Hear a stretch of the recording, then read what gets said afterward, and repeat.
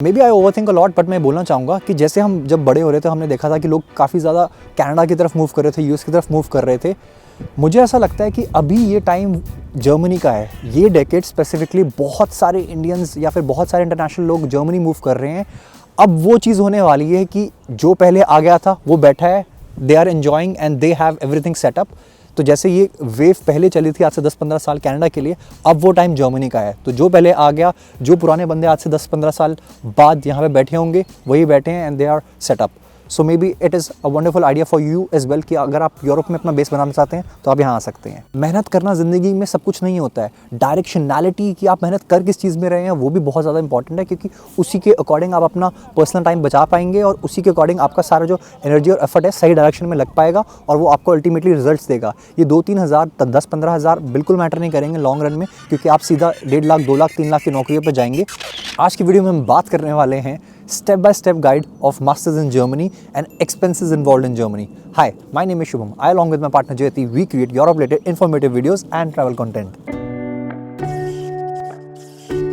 Should you be doing masters or not? इस चीज़ के बारे में आपको कोई नहीं बता सकता। ये सिर्फ आपको अपनी पर्सनल सिचुएशन के हिसाब से डिसाइड करना है। यहाँ पे बस एक कॉमन सेंस वाली बात है कि अगर आप 5 से 7 साल अगले सोच रहे हैं कि आप नौकरी करेंगे तो बेहतर रहेगा कि आप मास्टर्स कर लें, क्योंकि उसी के अकॉर्डिंग आपकी सैलरीज लाइफ में जंप कर पाएंगी। और रही बात कि आपको मास्टर्स कहाँ करनी चाहिए, कहीं पे भी कर लो यार। सिंपल सी बात है कि किसी भी फील्ड में आपको बहुत ज़्यादा पैसे नहीं लगाने चाहिए एजुकेशन पे, क्योंकि main education comes from putting in the right amount of efforts, not by wasting a lot of money और spending a lot of money on education. तो इस चीज़ का ज़रूर ख्याल रखें। वेल, मास्टर्स इन जर्मनी, इसमें मैं 3 चीज़ों के बारे में बात करूँगा: इनटेक, लैंग्वेज और डॉक्यूमेंटेशन के बारे में। तो इनटेक के बारे में पहले बात कर लेते हैं। 2 टाइप की इनटेक होती हैं, जो एक होती है विंटर इनटेक, एक होती है समर इनटेक। और विंटर इनटेक यूजुअली स्टार्ट होती है अक्टूबर से और समर इनटेक स्टार्ट होती है अप्रैल से, जिसका मतलब है कि आपकी यूनिवर्सिटी डेडलाइंस विंटर इनटेक के लिए, जो कि अक्टूबर से स्टार्ट हो रही है, होगी रफली अराउंड अप्रैल, और समर इनटेक जो आपकी अप्रैल से है उसकी डेडलाइन होगी दिसंबर या जन। तो उसके अकॉर्डिंग आपको अपनी डॉक्यूमेंटेशन प्रिपेयर करनी होती है। काफ़ी लोगों को बहुत सा डाउट रहता है कि अगर आप मास्टर्स जर्मनी से कर रहे हैं तो आपके लिए पॉसिबल होगा सिर्फ जर्मनी में मास्टर्स करना। ऐसा भी नहीं है। यहाँ पे मास्टर्स इंग्लिश लैंग्वेज में भी है, तो आप डेफिनेटली इंग्लिश लैंग्वेज में भी मास्टर्स कर सकते हैं। जब आप यहाँ पे आएंगे 1 साल के कोर्स के लिए या 2 साल के कोर्स के लिए, उसके बीच में भी आप लैंग्वेज सीख सकते हैं। So basically doing it in English would be nicer option.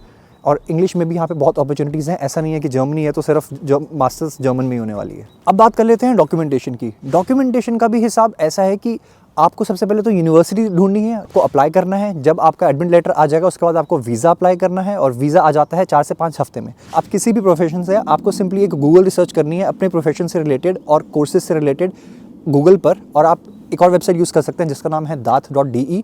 इस पे आप जाएंगे, आप अपना कोर्स ढूंढेंगे, आप अपनी यूनिवर्सिटी ढूंढेंगे और चेक करेंगे कि आप उस पर्टिकुलर कोर्स के लिए एलिजिबल हैं कि नहीं है। कभी कभी लोगों को ये डाउट रहता है कि हमारे पास 1 से 2 साल का एक्सपीरियंस नहीं है, तो ऐसा मत सोचें। अगर आपके पास एक्सपीरियंस नहीं भी है बट आपकी ओवरऑल प्रोफाइल स्ट्रॉन्ग है, the kind of work that you have, या आपका CV ओवरऑल एक अच्छी प्रोफाइल बनाता है, आपकी मोटिवेशन लेटर अच्छे से बनाई गई है, चैट GPT को आपने कॉपी पेस्ट नहीं किए, तो भी वो आपके लिए बहुत बेनिफिशियल हो सकता है। काफ़ी लोग हैं यहाँ पे जो कि कोर्सेज में पढ़ाई कर रहे हैं और उनके में भी बोला गया था कि experience is a must. But अगर आपके, जैसे मैंने बताया कि अगर आपकी प्रोफाइल ओवरऑल स्ट्रॉन्ग है तो आप डेफिनेटली अप्लाई करें, कोई प्रॉब्लम नहीं है।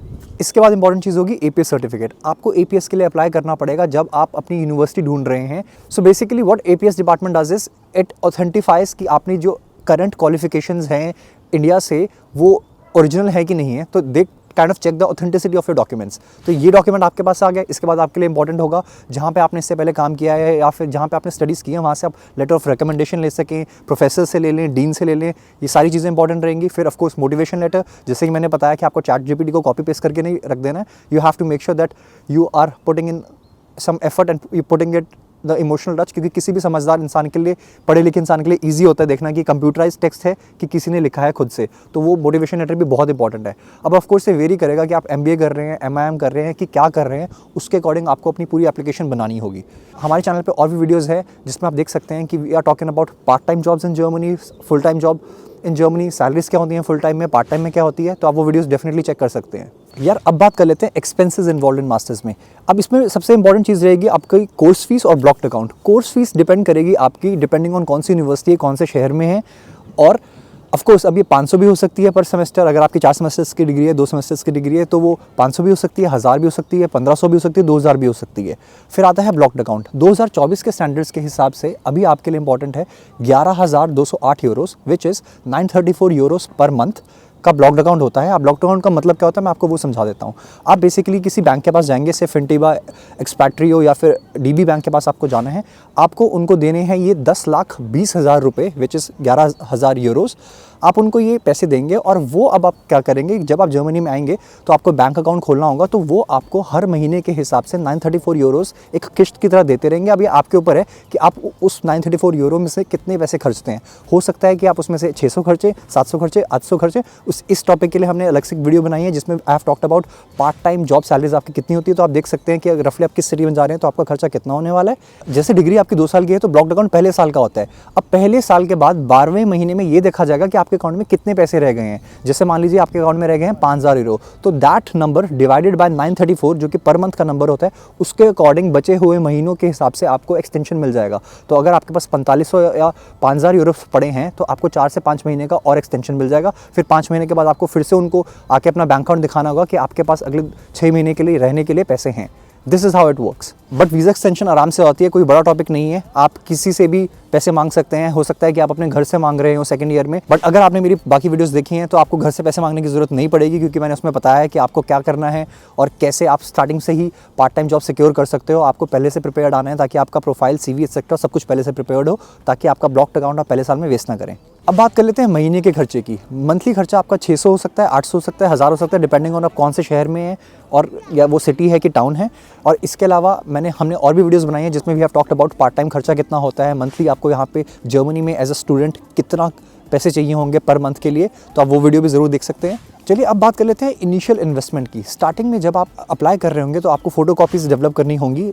जैसे स्टार्टिंग में जब आप अप्लाई करेंगे तो आपको कंसोलिडेटेड मार्कशीट चाहिए होंगी जो कि आप अपनी बैचलर्स वाली यूनिवर्सिटी से लेंगे।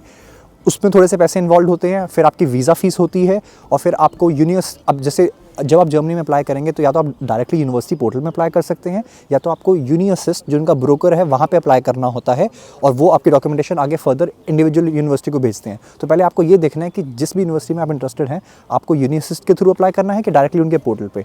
यूनिअसिस्ट की फ़ीस होती है 75 यूरोस फॉर 1 यूनिवर्सिटी और उसके बाद 25 या 30 यूरोस के हिसाब से। तो ओवरऑल आपके 20,000 लगेंगे स्टार्टिंग में एप्लीकेशन पे। 10,000 आपकी एप्लीकेशन फ़ीस हो गई, 40,000 रुपये की आपकी फ़र्स्ट फ्लाइट हो गई जब आप घर से निकलेंगे।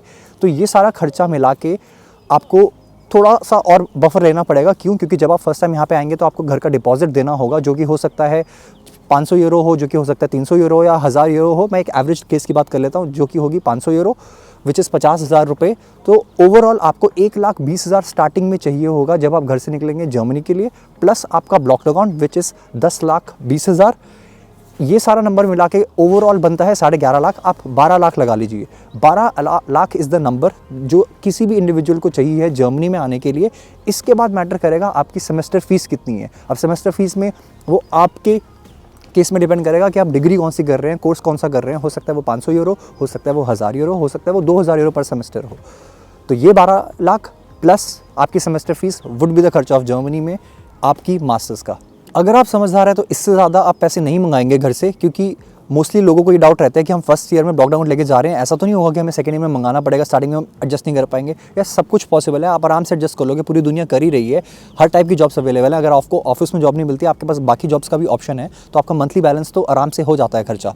रही बात कि अगर आप के पेरेंट्स में भी डिपेंड करता है कि आप किस टाइप की फैमिली से आते हैं, कैसा आपका बैकग्राउंड है, आप अपर मिडिल क्लास से हैं, लोअर मिडिल क्लास से हैं, तो उसके अकॉर्डिंग आप लोन भी ले सकते हैं। और लोन में भी आजकल बहुत फ्लेक्सिबिलिटी होती है, आपको 7 से 8 लाख रुपए का लोन मिल जाता है बिना कोलैटरल के। और लोन की कंडीशंस भी बहुत डिफरेंट होती है। अगर आपकी डिग्री 2 साल की है तो ऐसा हो सकता है कि आप 25th महीने से लोन स्टार्ट करेंगे, विच मीन्स कि जब आप ग्रेजुएट हो चुके हैं। तो ऐसे बैलेंस हो जाती हैं चीज़ें। अपॉर्चुनिटीज़ एक्सेट्रा बहुत हैं, आप पॉसिबिलिटीज़ ट्राई करें। आपको कुछ नहीं करना है, आपको सिंपली एक बैंक को कॉल करना है। एक्सिस बैंक हो गया, PNB बैंक हो गया, या फिर बाकी गवर्नमेंट बैंक्स को कॉल कर लो इंडिया में और उनसे पूछ लो। उसमें तो कोई प्रॉब्लम नहीं है, आप हमेशा ट्राई कर सकते हो और पूछ सकते हो। आपको तो उसमें डरने की ज़रूरत नहीं है कि हाय वो मुझे क्या बोलेंगे। आपका काम है कॉल करके सिर्फ पूछना है यार कि आप हमें बैंक लोन दे सकते हो कि नहीं दे सकते हो और कितना मिल जाएगा, कितना अमाउंट पे मिल जाएगा। तो ये चीज़ें आप डेफिनेटली पता कर लो अगर आपको घर वालों के पैसे नहीं खर्चने हैं। और मेरी तो सजेशन यही रहेगा कि अगर आप एक average hard working human being है तो आप डेफिनेटली ट्राई करें, क्योंकि आप यहाँ पे आते ही वो पैसे सेव भी कर लेंगे और इन फ्यूचर जब आप अपनी डिग्री पोस्ट ग्रेजुएशन यहाँ पे नौकरी करेंगे तो सैलरी डिफरेंसेस बहुत ज़्यादा आ जाते हैं, तो आप वो सारा पैसा आराम से वापस कमा सकते हैं, वापस से सेव कर सकते हैं। देखो रोड मैप हियर आपके सामने, तो आपको देखना है what suits you the best, उसके अकॉर्डिंग अपना कोर्स और यूनिवर्सिटी देख लो। मैं आपको सिंपल सा सजेशन दूंगा, आप अपनी रिसर्च करो आराम से अपने स्पेसिफिक प्रोफेशन में, और आपको कुछ नहीं करना, you just have to look for a mentor और look for a human being जो ऑलरेडी उसी प्रोफेशन में उस कंट्री में जहाँ पे आप जाना चाहते हैं, उसके अकॉर्डिंग आपको लिए बहुत ईजी हो जाएगा। आपको पूरी सर खपाई करने की जरूरत नहीं है स्टार्टिंग से कि है मैं ये कैसे करूँगा ये कैसे करूँगा। आप अपनी बेसिक रिसर्च करो and then you can get in touch with someone who is already there और ऑलरेडी एट अ पॉइंट जो आपकी हेल्प कर सके और आपको डायरेक्टली गाइड कर सके, और जो भी पॉसिबल गलती हैं जो उन्होंने की हैं वो आपको ना करनी पड़े। या लाइफ गेट्स बेटर जब आप गाइडेंस लेते हैं किसी से, बिकॉज आप 1-to-1 गाइडेंस किसी से लेंगे तो वो आप क्लियरली बता पाएंगे कहाँ पे आप अपना टाइम बचा सकते हैं, कौन सी चीज़ें आप ना करें जो आपके फ्यूचर में डायरेक्टली ऐसे हेल्प नहीं करेगी, या उस स्पेसिफिक सिटी में हेल्प नहीं करेगी, या उस स्पेसिफिक प्रोफेशन में हेल्प नहीं करेगी।